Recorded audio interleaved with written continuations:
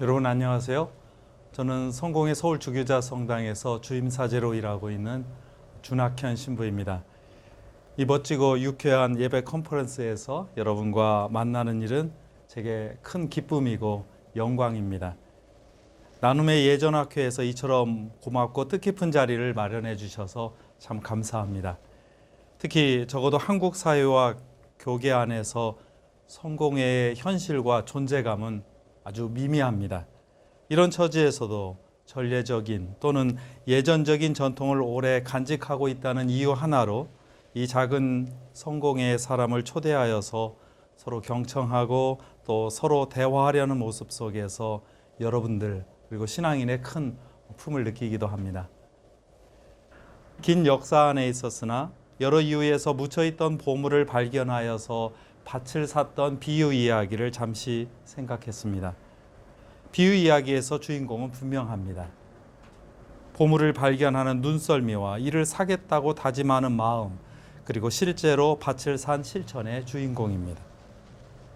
바라기로는 성공의 경험 그리고 다른 강연자들의 연구와 다양한 제안의 나눔이 여러분들에게 작은 보물이 되고 여러분은 밭의 보물의 기쁨을 누리는 주인공이 되었으면 좋겠습니다. 나눔의 예전학회가 마련한 예배 컨퍼런스가 그 보물을 함께 나누어서 축하하는 자리가 되었으면 합니다. 실은 작년 2020년 2월에 나눔의 예전학회 예배 컨퍼런스가 마련되어 있었습니다. 코로나19 사태로 모든 일정을 취소해야만 했죠. 예배 또는 전례란 무엇인가라는 다소 무거운 제목의 기조 강연자로 제가 초대를 받았었는데 아쉬움이 컸습니다. 그러나 이를 준비하셨던 박혜정 목사님, 오석진 목사님께는 참 미안하지만 안도감도 있었습니다. 전통적인 전례가 낯선 분들께 이를 설명하는 일이 엄청난 부담이었거든요. 잠시 후 세계는 코로나 바이러스에 점령당하는 상황을 맞이했고 특히 교회는 그 이후로 여러모로 큰 위기와 성찰의 시간을 걷고 있습니다. 전통적인 예배, 워십, 그리고 전례, 리터지, 성사, 사크라멘트 또는 성례라고도 하는데 이 개념과 이해에서 보면 실제 모임과 접촉이 제한을 받고 세례를 미루거나 성찬을 나누지 못하는 상황, 그리고 비대면 온라인 예배라는 상황이 가져다준 도전과 충격이 아주 큽니다. 예를 들어서요, 성찬예 또는 성찬식에서 빵과 포도주의 축성을 두고 그리스도교의 여러 교회는 명백한 이해의 차이와 그 실행의 다양성을 보여주고 있습니다. 천주교와 정교회, 성공회와 같은 전례 전통의 교회는 전통적인 성사의 원칙 안에서 온라인 축성이 불가하다고 말을 합니다. 그러나 비전례적 전통의 교회에서는 그 이해와 층위 그리고 그 적용이 서로 다릅니다. 이것은 혼란일까요? 도약을 위한 도전일까요? 아니면 낯선 시대를 향한 열림일까요? 아마 이 모든 것이겠습니다. 2021 예배 컨퍼런스의 주제를 Worship on the Line으로 표현한 마음을 저 혼자 되새겨보았습니다. 오프라인과 온라인이 아니라 라인, 연결된 줄이 중요하다는 뜻으로 풀이했고 한편으로는 경계선 안에서 위태롭게 서 있는 교회와 예배의 모습을 잠시 생각하기도 했습니다. 그 가운데에서도 굳이 왜 정관사 덜을 붙여서 그 선이 되게 했을까 하는 생각도 했습니다. 주최 측에 묻지 않고 저 혼자 생각한 것이니 너무 오해하지는 마시기 바랍니다. 다만 이 컨퍼런스를 통해서 나누는 대화, 배움 속에서 이 궁금증이 조금 풀리기를 바라고 예배와 목회 현장에서 여러분이 그 내용을 구현하리라고 기대합니다. 저는 렌즈와 공간의 변화 그리고 시선과 자리라고 하는 표현으로 이 두 번째 이야기를 펼쳐가고 싶습니다. 참으로 고맙게도 전례란 무엇인가라는 작년의 주제와는 달리 이번에는 성공회, 한국교회 예배를 말하다라고 주문을 주셨고요. 그에 따른 핵심 내용까지도 제시해 주셔서 제 마음이 얼마나 편한지 모릅니다. 제게는 전례 전통 기반 위에 있는 성공의 사제의 시선에서 한국교회, 특히 개신교 예배에 대해서 자유롭게 이야기해달라는 요청이 왔습니다. 저를 편안하게 해주시려는 주최 측의 큰 배려가 돋보이는 대목이라고 생각하고요. 다시 한번 감사를 드립니다. 이에 따라서 각각 전례의 전통, 성공의 사제의 시각, 그리고 한국 개신교 예배에 관한 고민을 좀 나누려고 합니다. 첫 번째는 전례교회와 비전례적 교회라고 하는 구분법입니다. 그리스도교 신앙 전통과 교회를 구분하는 여러 방법이 있습니다. 대체로 구교 대 신교 또는 천주교 대 개신교 이런 표현들이 가장 많이 쓰입니다. 그런데 이 용법은 문제가 좀 많습니다. 구교, 신교 구분법에서는 구교가 현재가 없는 과거 교회로, 그리고 신교는 과거가 없는 현재 교회로 오해할 수 있도록 이끌기 때문이죠. 적어도 개신교의 또한 일방적인 주장이기도 합니다. 천주교, 개신교 구분법은 로마 가톨릭 교회와 프로테스탄트 교회 말고는 다른 교회가 없는 것처럼 보이게 합니다. 서방교회의 일방적인 규정이죠. 우리나라에도 있는 동방교회 전통을 배제하는 표현이고, 또 성공회처럼 애매모호하게 자신을 그 어느 쪽에도 확정하여서 표현하지 않는 그런 교회를 담을 수 없습니다. 게다가 한국 사회 상황 속에서 신교 또는 개신교는 장로교회와 감리교 또는 순복음교회와 침례교 정도만 떠올리게 하는 문제도 있습니다. 특정한 역사 안에서 대결하고 분쟁했던 모습을 그대로 담은 표현이기도 해서 과거에 집착하는 것이 아닌가 하는 생각이 들기도 합니다. 그리스도교는 창조하시고 구원하시며 동행하시는 삼위일체 하느님을 향한 예배와 행동의 신앙이라고 정의하는 것이 가장 적절하다고 생각합니다. 예배의 행동 혹은 송영의 행동이 우리 그리스도교 신앙의 근거입니다. 렉스 오란디, 렉스 크레덴디라는 말이 있죠. 기도의 법이 신앙의 법이다. 그렇다면 예배의 전통에 따라서 교회를 이해한다면 역사와 현실을 더 깊이 이해하는 시선을 갖출 수 있지 않을까 생각합니다. 전례 또는 예전은 공동체가 결의해서 예배의 구조와 본문, 그리고 예배 행동을 규칙에 따라서 정한 예배라고 할 수 있습니다. 그런 점에서라면 정교회와 여러 동방교회들, 로마 가톨릭 교회, 성공회의 대부분, 아마도 루터교회의 절반, 그리고 감리교회의 일부 등을 전례교회로, 그리고 예식문이 있다 하더라도 여기에 얽매이지 않는 교회를 비전례교회로 나누면 된다고 봅니다. 그러나 이 또한 최근의 변화 속에서 서로 영향을 주고받고 있거든요. 그렇다면 그 어느 것도 우열이나 가치 판단의 대상은 아닙니다. 다만 한 가지, 19세기 말에 일어나서 서방교회 전반에 영향을 미쳤던 근대 전례 쇄신 운동이 한국 교회에서는 큰 영향을 미치지 못했다는 점을 다시 한번 되새기고 그 아쉬움을 표현해야겠습니다.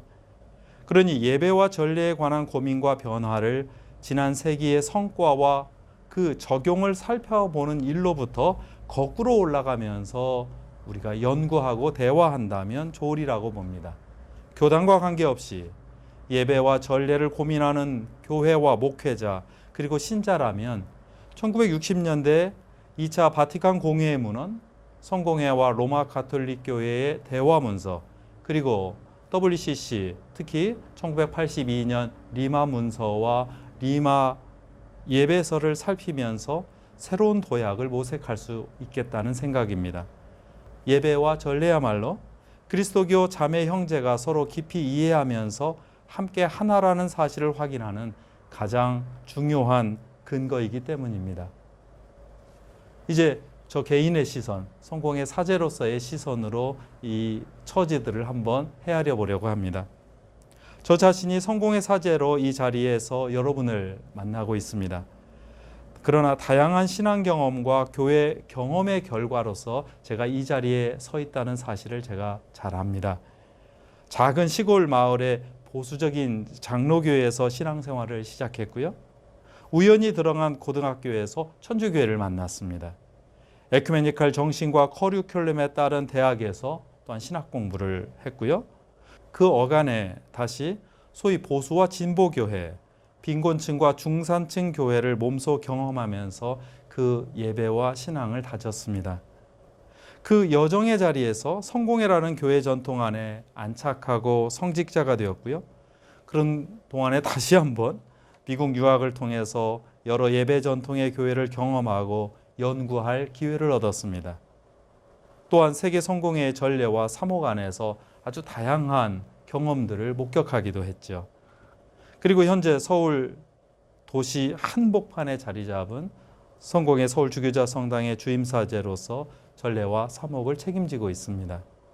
이 경험의 흐름과 자리는 여러분과 나누는 이 대화의 공동 기반을 마련하기도 하지만 또한 어떤 점에서 이질감을 마련하기도 하겠습니다.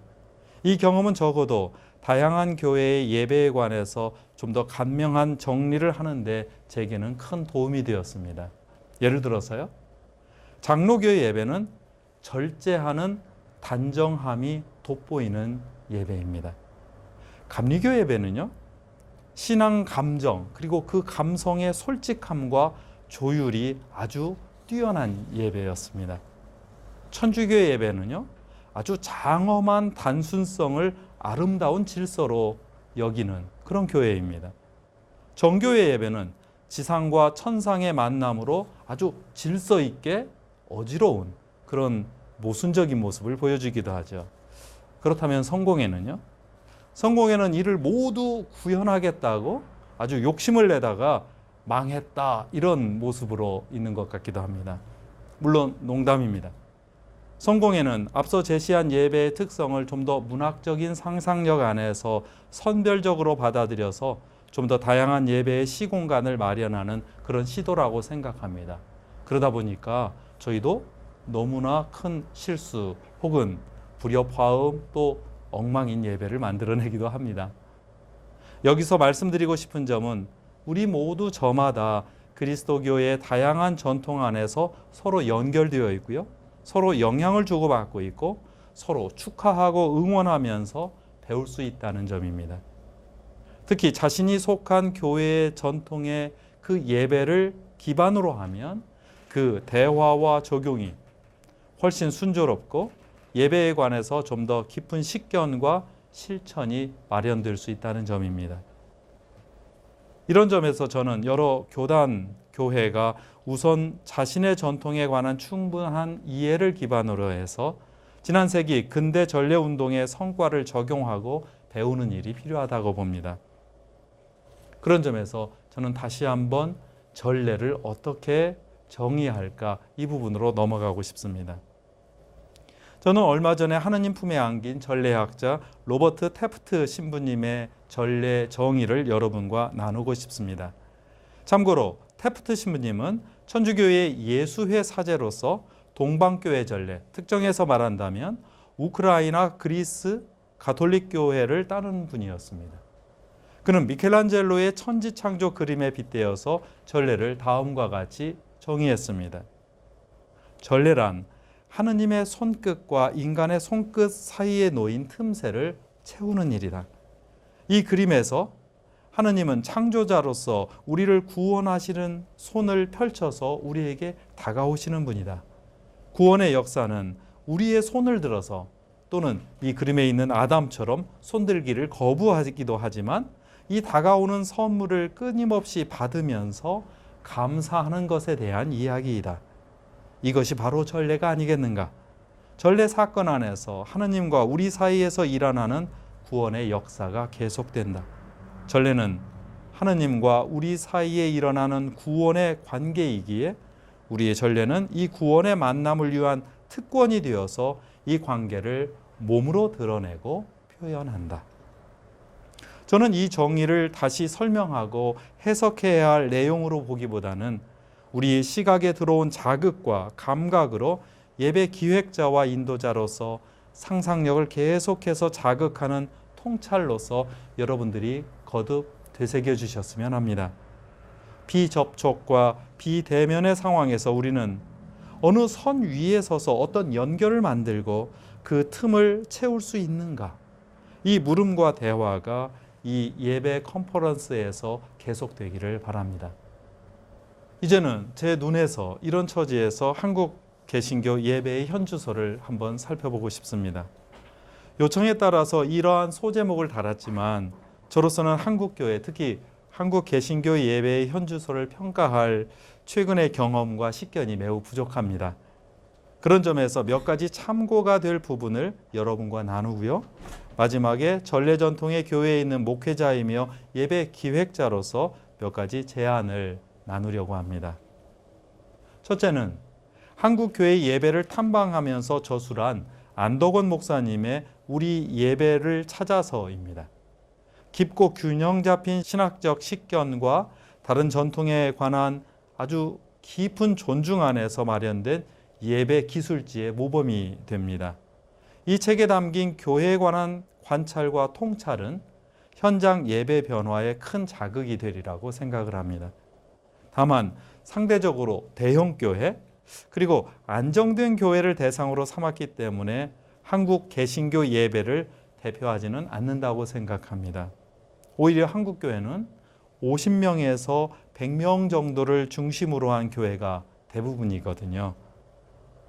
한국 교회의 대표적인 예배에 관한 새로운 기술지가 새롭게 여러분을 통해서 나올 수 있기를 바랍니다.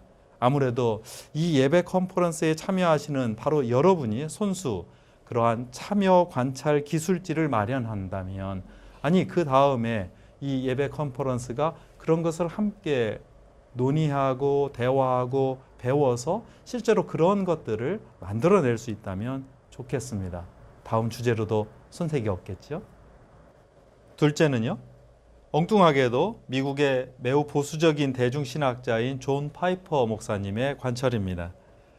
그분은 몇 년 전에 어느 인터뷰에서 왜 개신교 신자들이 로마 가톨릭 교회로 이동하는가라는 질문에 관해서 아주 짧게 몇 가지 이유를 들었습니다. 물론 이 파이퍼 목사님의 인터뷰는 로마 가톨릭 교회로 이동하는 것이 잘못된 것이다. 이것을 지적하려는 것이 목적이기는 했습니다.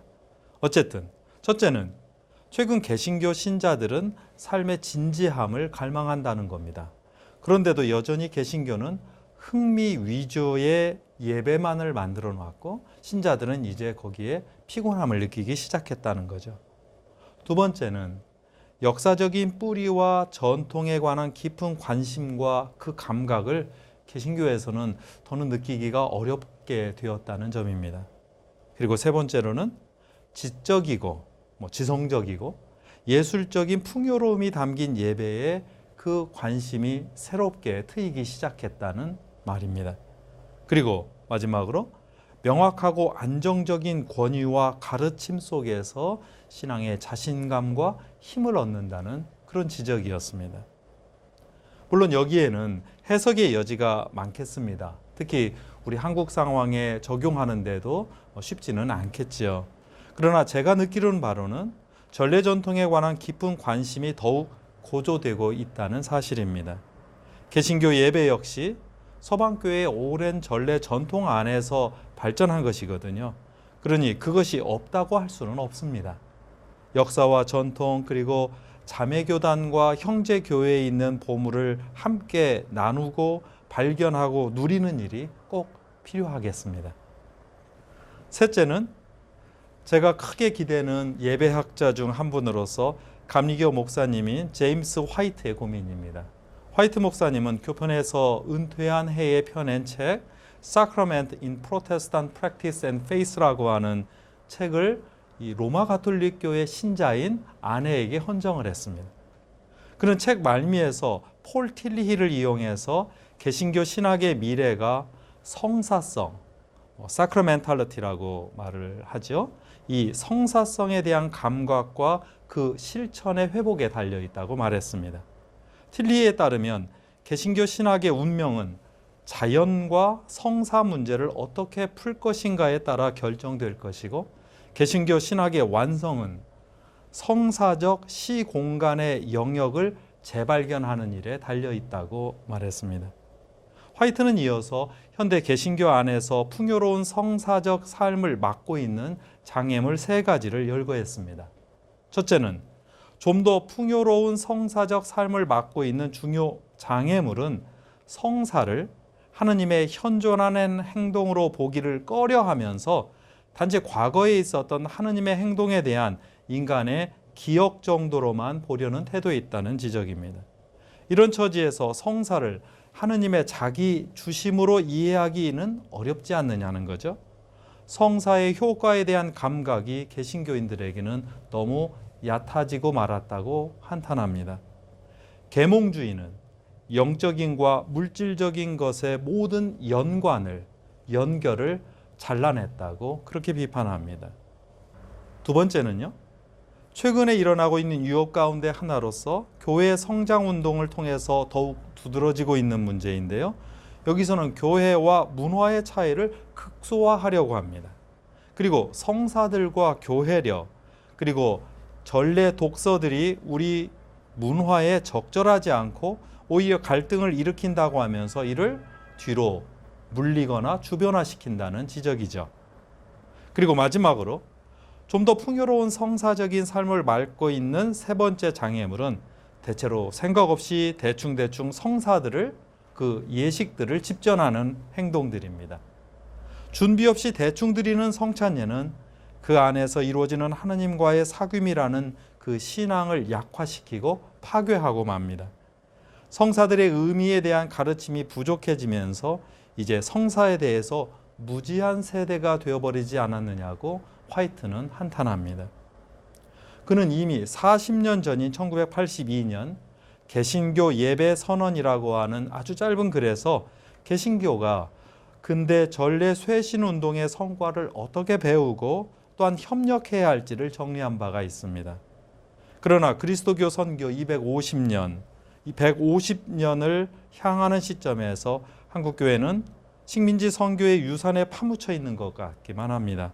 아니, 최소한 주어진 전통에서나마 그 감각을 몸으로 익혀온 것들을 그것마저도 멀리하고 또한 이제 희미해지는 모습들입니다. 화이트가 지적한 이 세 가지 장애물을 빗대어서 한국교회를 성찰해 볼 일입니다. 흥미롭게도 화이트는 역사적으로 오래 논의되었던 성사와는 달리 성사성이라는 개념이 근대에 이르러서 부각되었다는 점을 발견합니다. 그 근원을 성공의 신학자였던 프레데릭 모리스라고 하는 분의 그리스도의 왕국이라고 하는 책에서 찾았습니다. 모리스에 따르면 하느님께서 우주를 창조하셨으니 물질적인 것은 신성한 것을 만나는 수단이고 물질적인 것과 신성한 것 사이에는 어떤 틈이 존재하지 않고 서로가 서로에게 이끄는 관계이다. 그러므로 우리는 이 물질 세계 안에서 하느님을 발견한다. 그리고 다시 이 물질 세계는 신성의 채취를 풍긴다. 이렇게 말한 적이 있습니다. 화이트가 말한 이러한 성사성의 발견과 회복이야말로 우리 한국교회, 특히 한국 개신교와 예배가 되새겨야 할 일이라고 생각을 합니다. 저는 이 점에서 지금까지의 잠깐의 제 성찰 또한 숙고를 기반으로 해서 몇 가지 구체적인 제안을 간단하게 여러분들과 나누고 싶습니다. 이 제안은 앞서 말한 제임스 화이트의 개신교 예배 선언에서 사실 크게 다르지는 않습니다. 첫째, 세례와 성찬예가 우리 신앙생활의 근거와 지속 지점이었으면 좋겠습니다. 개신교 예배 혹은 주일 예배라고 하는 것 속에서 세례를 다시 한번 기억하는 일은 별로 없는 것 같습니다. 성찬예를 통해서 그리스도의 고난과 죽음, 그 부활을 축하하는 그 놀라운 일들은 별로 축하되지 않고 또한 누리지 못하는 것 같습니다. 오랜 논쟁 속에서도 모든 그리스도교의 교단은 세례와 성찬예를 복음에서 전하는 그리고 가르치는 성사로 이해하고 다 동의하고 있습니다. 그런데 그 해석과 더불어서 세례와 성찬예의 전례 행동과 의례 행동은 너무나 축소되어 버렸고 그 의미를 풍성하게 마련하고 있지 못합니다. 세례와 성찬예라도 에큐메니칼한 전례, 예전, 집전 행동의 연구를 통해서 함께 배우고 그 의미를 살아 움직이도록 하여서 전달할 수 있었으면 좋겠습니다. 이 예배 컨퍼런스의 어느 한 부분이 이러한 전례 행동의 워크숍이 마련되었으면 참으로 좋겠습니다. 두 번째로 위 두 가지 성사 혹은 성례, 세례와 성찬례와 더불어서 교회의 전통에 담긴 다른 성례들을 되살릴 필요가 있습니다. 여러분이 잘 알고 계시는 견신례, 고해예식, 혼인성사, 성직안수, 그리고 조병상사와 같은 바로 이러한 교회의 전통, 역사적인 성사들은 인간의 삶이 신앙의 순례 과정과 함께 어떻게 묶여 있는지를, 어떻게 연결되어 있는지를 잘 보여주는 교회의 아주 값진 유산입니다. 이러한 성사와 성례에 관한 일관된 이해를 좀 더 도모하고 서로 배우면서 풍요롭게 해서 그의 적절한 또한 일관된 예배의식을 마련하는 일이 우리 개신교 예배의 쇄신에 참으로 필요하겠다는 생각입니다. 셋째로는 위와 다시 연결해서 죽음에 관한 그리스도교 신앙의 이해를 예배와 함께 더 깊이 연구하고 적용할 필요입니다. 한국 그리스도교는 현실의 죽음을 피하고 육체의 죽음을 회피하는 신학을 발전시켰다는 그 비판을 많이 받고 있습니다. 이러한 현상은 사도신경에 나타나는 성도의 상통신학에 관한 오해 또한 부족한 이해에서 비롯합니다. 영원한 삶에 관한 그리스도교 전통의 분명한 이해를 통해서 죽음 자체를 받아들이는 신학과 신앙의 훈련, 그러나 여전히 죽음을 넘어선 부활의 생명에 관한 이해가 예배와 그 예배의 의식 안에서 회복되었으면 좋겠습니다. 그렇다면 이 지상의 삶의 안달에서 만들어내는 축복과 번영의 신앙을 넘어설 수 있지 않을까 생각합니다. 넷째는 고대의 여러 기도를 회복하는 일입니다. 전례서 또는 예배서를 쓰지 않는 전통의 교회에서는 교회의 기도가 현대 상황에서만 작성되는 일이 많습니다. 저로서는 그게 좀 아쉽습니다. 2000년 그리스도교 신앙 역사 안에서 경험했던 하느님 추구, 그 만남의 기도가 현대 예배 안에서 계속해서 되살아나서 또한 많은 사람들에게 큰 힘을 주기를 바랍니다. 다행스럽게도 한국에서는 성공회, 정교회, 그리고 천주교회가 기도서 안에 고대의 기도를 예배의 맥락 안에 놓아서 사용하고 있습니다. 그것들을 아주 편안하게 참조하셨으면 좋겠습니다. 그리고 다행스럽게도 개신교의 유수한 출판사에서 많은 고대 기도문들을 번역하고 출판해서 발행하고 있거든요. 이것들을 교회의 기도로 함께 사용하는 일이, 함께 적용하는 일이 여러분들에게 큰 도움이 되리라고 생각합니다. 다섯 번째로 전례 독서, 또 성서 일과라고도 하지요. 이 전례 독서를 더욱 확대하여서 받아들였으면 좋겠습니다. 모든 교회가 같은, 적어도 비슷한 성서 독서를 한다는 점은 교회의 일치와 연대에 매우 중요한 일입니다. 그리고 또한 대단히 놀라운 신앙적 경험이기도 하죠. 아울러서 주관화하고 개인화하는 우리 한국 교회 문화 풍토에도 큰 도전이 될 겁니다.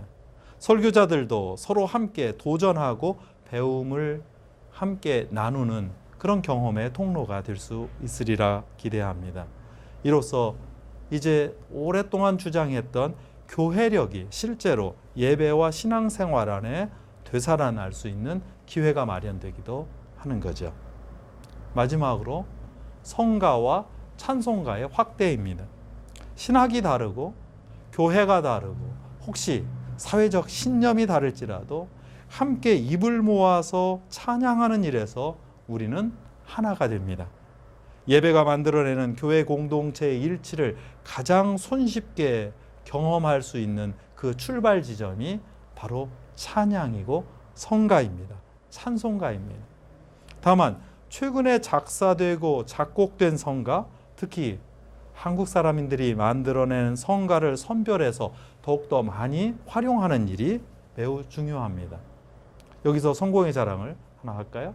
지금 현재 한국성공회가 가지고 있는 성가책들에는 아무래도 한국 교회 안에서 이 한국 작곡가들 그리고 작사가들이 만들어내는 한국 곡들이 가장 많은 성가책인지도 모르겠습니다. 물론 그 책에는 우리 개신교, 천주교, 정교회에서 이미 마련한 그 모든 성가들을 받아들이고도 있거든요. 지금도 저희는 여러 개신교에서 새롭게 마련된 성가들을 도입해서 함께 부르고 하느님을 찬양하는 데 쓰고 있습니다. 그에 대한 감사한 마음을 여기에서 다시 한번 전해드리고 싶습니다. 지금까지 얼마나 도움이 되었는지 모르겠습니다. 다만 저의 좁은 식견과 경험을 통해서 여러분들이 함께 배워나가는 그런 작은 출발점이, 아니 저와 여러분 그리고 여러 한국의 교회들이 대화하는 그런 발판 출발점이 되었으면 좋겠다는 바람으로 두서없는 이야기를 여기서 가름하려고 합니다. 여러분 경청해 주셔서 대단히 고맙습니다.